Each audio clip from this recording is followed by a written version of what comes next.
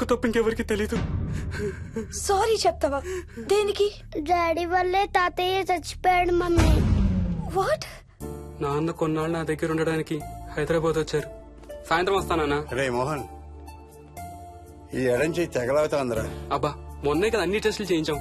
Doctors ఏం లేదని చెప్పారు కదా. నువ్వు అనవసరంగా ప్రతి చిన్న విషయానికి టెన్షన్ పడతావు ఎందుకు? హ్యాపీగా రెస్ట్ తీసుకో. సాయంత్రం వస్తాను. సాయంత్రం నేను తిరిగి వచ్చేసరికి